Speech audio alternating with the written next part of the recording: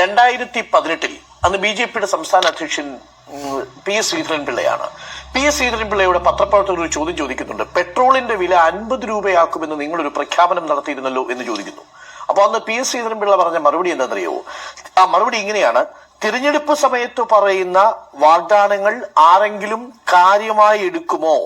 തിരഞ്ഞെടുപ്പിൽ ഉയർത്തുന്ന കാര്യങ്ങൾ യാഥാർത്ഥ്യവുമായി ബന്ധമില്ല. പ്രകടന പത്രികകൾ കോമഡിയല്ലേ എന്നാണ് 2018 അന്നത്തെ BJP മുതിർന്ന നേതാവ് PS ശ്രീധരൻപിള്ള പറഞ്ഞ കാര്യമാണ്. ഇന്ത്യയുടെ സുഹൃത്തുക്കളെ, 2018 BJPയുടെ ഒരു മുതിർന്ന നേതാവ് പറഞ്ഞൊരു വർത്തമാനമാണ് ഇപ്പോൾ ഇദ്ദേഹം പറഞ്ഞത്. അങ്ങനെയാണെങ്കിൽ സ്വാഭാവികമായിട്ട് നമ്മൾ ഇപ്പോൾ ചോദിക്കേണ്ടത്, ഇപ്പോഴും BJP നമ്മുടെ കേരളത്തിൽ അവതരിപ്പിച്ച പ്രകടന പത്രികയും ഒരു കോമഡിയല്ലേ? 100% ഇത് ഞങ്ങൾ നടപ്പിൽ വരുത്താനല്ല, അത് വെറുതെ ആളുകളെ പറ്റിക്കാൻ വേണ്ടി മാത്രമുള്ളതെന്നാണ് ഇവരുടെ ചരിത്രം പറയുന്നത്. ഇവരുടെ ചരിത്ര നേതാവ് PS ശ്രീധരൻപിള്ള പറഞ്ഞത് അങ്ങനെയാണ് എങ്കിൽ ഇപ്പോൾ നമ്മുടെ മുമ്പിലേക്ക് വെച്ചിട്ടുള്ള ഞങ്ങൾ 3000 തരും, ഞങ്ങൾ ഇന്നതൊക്കെ നടപ്പിലാക്കും, ഇങ്ങനെയൊക്കെ ചെയ്യും എന്നൊക്കെ പറഞ്ഞ് നമ്മൾ മുമ്പോട്ട് വെക്കുന്ന ഈ പ്രകടന പത്രികയും ഒരു അസല് കോമഡി പീസ് തന്നെയല്ലേ? അരുൺകുമാർ ശക്തമായി തന്നെ ചോദിക്കേണ്ടത്. വായിക്കുമ്പോഴും നമുക്ക് അങ്ങനെ തന്നെ തോന്നും. ഇന്ത്യയുടെ പ്രകടന പത്രികയെ ഞാൻ വിലയിരുത്തുന്നത് ഒരു വലിയ കോമഡി പീസായിട്ടാണ്. ഇതിങ്ങനെ പറയുമ്പോൾ എനിക്കറിയാം NDAയിലെ പ്രവർത്തകരെ സംബന്ധിച്ച് അല്പം വിരോധമുണ്ടാകും. പക്ഷെ നീരസം ഉണ്ടാവണ്ട. നിങ്ങളൊന്ന് ആഴത്തിൽ ഇത് പരിശോധിച്ചു നോക്കൂ. യഥാർത്ഥത്തിൽ ഇന്ത്യയിലെ ഫെഡറൽ എക്കണോമിയെ കുറിച്ചുള്ള എന്തെങ്കിലും ധാരണയുള്ളവർ ഇങ്ങനെയൊക്കെ എഴുതി പിടിപ്പിക്കുമോ എന്നുള്ളതാണ്. ഒരൊറ്റ കാരണം മതി, അത് അൺറിയലിസ്റ്റിക് ആണെന്നും അത് കോമഡി ആണെന്നും പറയാൻ. കാലങ്ങളായി നമുക്ക് അനുവദിക്കേണ്ടിയിരുന്ന 19 സംസ്ഥാനങ്ങൾക്ക് ഇതിനകം അനുവദിച്ചിരുന്ന സംസ്ഥാന സർക്കാർ സ്ഥലമേറ്റെടുത്ത് കൊടുത്തിട്ടും കോടതിയിൽ നിന്ന് ശക്തമായ വിമർശനങ്ങൾ ഉണ്ടായിട്ടും ഇരുവരെയും അനുവദിക്കാത്ത എയിംസ് ഇക്കുറിയും NDAയുടെ പ്രകടന പത്രികയിൽ ഇടം പിടിച്ചിട്ടുണ്ട് എന്നൊരൊറ്റ കാരണം കൊണ്ട് തന്നെ നമുക്കതിനെ മാറ്റിവെക്കാവുന്നത്. പക്ഷെ എന്നെ ആശങ്കപ്പെടുത്തുന്ന കണ്ടില്ലേ, എയിംസിനെ കുറിച്ച് പറയുകയാണെങ്കിൽ നമുക്ക് ആദ്യം മനസ്സിലേക്ക് ഓർമ്മ വരിക പാവം സുരേഷ് ഗോപി ചേട്ടനെയാ. അദ്ദേഹമാണ് പറഞ്ഞത്, ഞാൻ തിരുവനന്തപുരത്ത് എയിംസ് കൊണ്ടുവരും, തൃശ്ശൂർ എയിംസ് കൊണ്ടുവരും, മലപ്പുറത്ത് കൊണ്ടുവരും. ഞാനും സംബന്ധിച്ചിട്ട് ഞാൻ നേരെ തമിഴ്നാട്ടിൽ എവിടെയെങ്കിലും കൊണ്ടുപോയിട്ടൊക്കെ കോടമ്പാക്കത്ത് കൊണ്ടുപോയിട്ടൊക്കെ ഞാൻ ചെയ്യും, എയിംസ് ഉണ്ടാക്കുമെന്ന് പറയുന്ന വർത്തമാനമൊക്കെ പറഞ്ഞു നടന്നിരുന്നത് സുരേഷ് ഗോപി ചേട്ടനായിരുന്നു. ഈ അടുത്ത കാലത്ത് അവതരിപ്പിച്ച ആ ഒരു ബില്ലടക്കം നമ്മൾ നോക്കി, എയിംസ് എന്ന് പറയുന്ന വർത്തമാനം കേരളത്തിലില്ല. ഇപ്പോഴത് അവർ വീണ്ടും അത് തന്നെ ആവർത്തിക്കുന്നു. അപ്പൊ തന്നെ കോമഡി അല്ലേ? എത്രയോ കാലമായി തരാം എന്ന് പറയുന്നു, സ്ഥലമടക്കം നമ്മൾ എടുത്തു കൊടുക്കുന്നു, എന്നിട്ടും തരുന്നില്ല. എന്നിട്ട് അതാ വീണ്ടും അവരെ പ്രകടന പത്രികയിൽ പറയുന്നു എയിംസ് കൊണ്ടുവരും. അപ്പൊ പിന്നെ ഇതിനെ കോമഡി എന്ന് ഇദ്ദേഹം പറഞ്ഞതിന് നമുക്ക് കുറ്റം പറയാൻ കഴിയോ? ഇല്ലല്ലോ. ഇനി ഒന്നുകൂടി കേക്ക്. ഒരു രാഷ്ട്രമീമാംസ വിദ്യാർത്ഥി എന്ന നിലയിൽ ഈ പ്രകടന പത്രികയിൽ എഴുതി പിടിപ്പിച്ചിരിക്കുക, അടുത്ത 10 വർഷത്തിനുള്ളിൽ ഒരു കടബാധ്യതയുമില്ലാത്ത സംസ്ഥാനമാക്കി കേരളത്തെ മാറ്റുമെന്ന്. ഈ സാമ്പത്തിക വളർച്ചയെക്കുറിച്ചോ ഇന്ത്യയുടെ ഫെഡറൽ സാമ്പത്തിക വ്യവസ്ഥയിൽ ഒരു സംസ്ഥാനത്തിന് അർഹമായ GDPയുടെ 3% കടമെടുക്കാമെന്നുള്ള പ്രൊവിഷൻസിനെ കുറിച്ച് ബോധമില്ലാത്ത ഒരാളാണ് ഇത് എഴുതി പിടിപ്പിച്ചിരിക്കുന്നത്. ഇങ്ങനെ പറയാനുള്ള കാരണം, നമ്മളിപ്പോ സംസാരിക്കുന്ന സമയത്ത് പോലും ആളുകൾ തെറ്റിദ്ധരിപ്പിക്കുന്നത് കേരളം വലിയ കടക്കണിയിലാണെന്നുള്ളതാണ്. അല്ലാന്നുള്ളത് ഞാൻ കഴിഞ്ഞ ചർച്ചകളിൽ കണക്ക് വെച്ച് പറഞ്ഞുകൊണ്ട് ഞാൻ അതിലേക്ക് പോകുന്നില്ല. 2021 മുതൽ 26 വരെയുള്ള കാലഘട്ടത്തിൽ കേവലം 63% മാത്രമാണ് നമ്മുടെ കടം.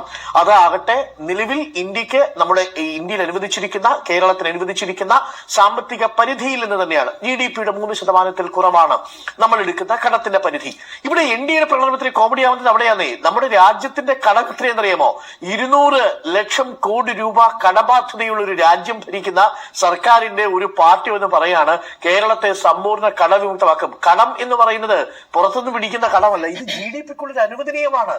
അങ്ങനെയാണ് വളർച്ച സാധ്യമാകുന്നത്. അപ്പം അതിന്റെ സാമ്പത്തികമായിട്ടുള്ള അടിസ്ഥാനം പോലും ഇല്ലാത്ത തയ്യാറാക്കിയ പ്രകടന പത്രികകൾ നമുക്കത് മാറ്റിവെക്കാം. എന്തായാലും അരുൺകുമാർ കാര്യങ്ങളൊക്കെ വ്യക്തമായിട്ട് അടുത്ത കാലത്ത് അവതരിപ്പിക്കുന്നുണ്ട്. പ്രകടന പത്രിക എന്താണെന്നും എന്നു മുതലാണ് പ്രകടന പത്രിക ഒരു പ്രകടന പത്രിക എന്ന രീതിയിലൊക്കെ അവതരിപ്പിക്കാൻ തുടങ്ങിയെന്നൊക്കെ കൃത്യമായിട്ട് പറയുന്നുണ്ട്. ഇതിനോടൊപ്പം തന്നെ നിങ്ങൾ മനസ്സിലാക്കേണ്ട കാര്യം, ഈ പ്രകടന പത്രിക എന്നത് എന്നു മുതലാണ് നമ്മൾ ഏറ്റവും കൂടുതൽ സീരിയസ് ആയിട്ട് കാണാൻ തുടങ്ങിയെന്ന് ഒരു മാധ്യമ പ്രവർത്തക മാധു പറയുന്നത് കേൾക്ക്. ഞാൻ ആമുഖമായി ഒന്നുകൂടി പറയാൻ തീരുമാനിക്കുന്നു. അത് പ്രകടന പത്രിക നോക്കി വോട്ട് ചെയ്യുന്ന ഒരു സമൂഹം എന്ന് പറയുന്നത് ഇടക്കാലത്ത് കേരളത്തിൽ ഉണ്ടായി വന്ന ഒന്നാണ്. അതിനു മുൻപ് ഉണ്ടായിരുന്നില്ല. പ്രകടന പത്രിക അച്ചടിക്കുന്നു, അത് എവിടെയെങ്കിലും ഒക്കെ മേശവലിപ്പിൽ കൃത്യമായി ഇരിക്കുന്നു എന്നുള്ളതാണ്. പക്ഷെ പ്രകടന പത്രിക പിന്നീട് വലിയ സംഭവമായി മാറുന്നത് പ്രകടന പത്രികയിൽ പ്രോഗ്രസ് റിപ്പോർട്ട് LDF സർക്കാർ മുന്നോട്ട് വെച്ചു തുടങ്ങി. പ്രോഗ്രസ് റിപ്പോർട്ട് മുന്നോട്ട് വെക്കുകയും ഞങ്ങൾ ഇത്ര വാഗ്ദാനങ്ങൾ പാലിച്ചിരിക്കുന്നു എന്നത് റിപ്പോർട്ട് കാർഡായി ഒരു സമൂഹത്തിന് മുന്നിലേക്ക് വെക്കുകയും ചെയ്തപ്പോഴാണ് ഇതൊരു എവിടെയെങ്കിലും ഉള്ള ഒരു പ്രഹേളികയല്ല, അതിനപ്പുറത്ത് ഇത് പിന്നീട് നമുക്ക് റീവർക്ക് ചെയ്യാനുള്ള ഒരു സംഭവമാണ് എന്ന നിലയ്ക്ക് പരിഗണിക്കപ്പെട്ടു തുടങ്ങിയത്. LDFന്റെ ഒരു കോൺട്രിബ്യൂഷൻ ഞാൻ പറയുന്നത് LDFന്റെ ഒരു വൻ കോൺട്രിബ്യൂഷനാണ്.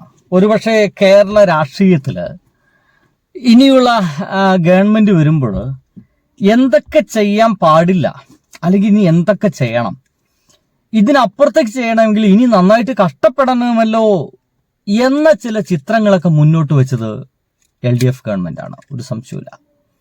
കാരണം ഒരു പ്രകടന പത്രിക ഇറക്കുന്നു, 100ഓളം കാര്യങ്ങൾ എഴുതി വയ്ക്കുന്നു, എന്നിട്ട് പറയുന്നു ഈ 100 കാര്യങ്ങൾ ഞങ്ങൾ ഇത്ര വർഷത്തിനുള്ളിൽ ഞങ്ങളത് തീർപ്പാക്കും, ഞങ്ങളത് ചെയ്യും. എന്നിട്ട് ഓരോ വർഷവും ആ പ്രകടന പത്രികയിലെ ഇത്ര എണ്ണം തീർത്തുട്ടാ, ഇത്ര എണ്ണം തീർത്തുട്ടാ, ഇത്ര എണ്ണം തീർത്തു, ഇത്ര എണ്ണം പെൻഡിങ് ഉണ്ട് എന്ന് പ്രോഗ്രസ് റിപ്പോർട്ട് ഇറക്കുകയാണ്. നമ്മുടെ കുട്ടികളൊക്കെ ഓരോ ക്ലാസ് ഇങ്ങനെ കഴിയുമ്പോഴും അവിടെ പ്രോഗ്രസ് റിപ്പോർട്ട് വരുമല്ലോ, എത്രത്തോളം വളർച്ചയുണ്ട്, വളർച്ചയാണോ ഇകഴ്ചയാണോ നോക്കാൻ. ആ വളർച്ചയുടെ പ്രോഗ്രസ് റിപ്പോർട്ട് അവതരിപ്പിക്കുന്ന ഏക സംസ്ഥാനമായിട്ട് വേണമെങ്കിൽ നമുക്ക് നമ്മുടെ കേരളത്തിൽ എടുക്കാം. ജനങ്ങളുടെ മുമ്പിലേക്ക് പ്രോഗ്രസ് റിപ്പോർട്ട് മുമ്പോട്ട് വയ്ക്കുന്നു. നിങ്ങളുടെ മുമ്പിലേക്ക് ഞങ്ങൾ വെച്ച വാഗ്ദാനങ്ങൾ ഞങ്ങൾ ഇതാ നിറവേറ്റുന്നു എന്ന് പറയുന്ന പ്രോഗ്രസ് റിപ്പോർട്ട്. കോൺഗ്രസ് കുടുങ്ങിപ്പോകുന്നതൊക്കെ ഇതിലാണ്. തീർച്ചയായിട്ടും ഇവർ വന്നു കഴിഞ്ഞാൽ ഒരു പ്രോഗ്രസ് റിപ്പോർട്ട് ഉണ്ടാവില്ല, ഒരു തേങ്ങ ഉണ്ടാവില്ല, ഒരു മാങ്ങാണ്ടി ഉണ്ടാവില്ല. ഒന്നും പ്രതീക്ഷിക്കണ്ട. ചോദ്യങ്ങൾ ചോദിച്ചാലോ ആട്ടിപ്പായിച്ചു വിടും. ആ ചോദ്യം ഇവിടെ ചോദിക്കേണ്ട, ഇപ്പൊ ഞാൻ വേറെ കാര്യത്തിൽ വന്നാൽ ഈ കാര്യം ചോദിച്ചാൽ മതി എന്നുള്ള വർത്തമാനമൊക്കെ കേൾക്കേണ്ടി വരും. ഇതിനൊക്കെ ഞാൻ ഉദാഹരണമായിട്ട് എടുക്കുന്നത് ഒരൊറ്റ കാര്യമാണ്, വയനാട് ഫണ്ട്. വയനാട് ഫണ്ടിനെ പറ്റിയിട്ട് ഇപ്പൊ ഒരു പുതിയ കണക്ക് പറഞ്ഞിട്ടുണ്ട്. എറണാകുളത്തോ തിരുവനന്തപുരത്തോ ഉള്ള ഒരു ബാങ്കിലാണത്ര ഇപ്പോഴത്തെ കണക്ക്. പറയുന്നത് പിരിച്ചതിനേക്കാൾ കൂടുതൽ പൈസ ചെലവഴിച്ചിട്ടാണത്രേ ഭൂമി വാങ്ങിച്ചത്. വയനാട് 3.5 കോടിക്കാണ് അത്ര ഭൂമി വാങ്ങിച്ചത്. 3.5 കോടിക്കൊന്നും അവിടെ ഭൂമി വാങ്ങിക്കേണ്ട ആവശ്യമുണ്ടോ എന്നുള്ള വേറെ കാര്യം. എന്തായാലും 3.5 കോടിക്ക് വീട് വാങ്ങിച്ചു എന്ന് പറയുന്ന ഈ ആളുകൾ അത്രയൊന്നും പിരിച്ചിട്ടില്ല എന്നാ പറയുന്നത്. നമ്മുടെ കേരളത്തിൽ ആകെ തന്നെ 3.5 ലക്ഷം ജനങ്ങളുണ്ട്. ഓരോ ആൾക്കാരും ഓരോ രൂപ വെച്ച് കൊടുത്തു കഴിഞ്ഞാൽ എത്ര ഉണ്ടാവും നിങ്ങൾക്ക് മനസ്സിലാവും. എന്നിട്ട് ഇവർ 3.25 കോടിയുടെ അടുത്താണ് അത്ര ചെലവഴിച്ചിട്ടുള്ളൂ. അതും തന്നെ പിരിച്ചു കിട്ടാത്ത പൈസ എന്ന് പറയുന്നത്.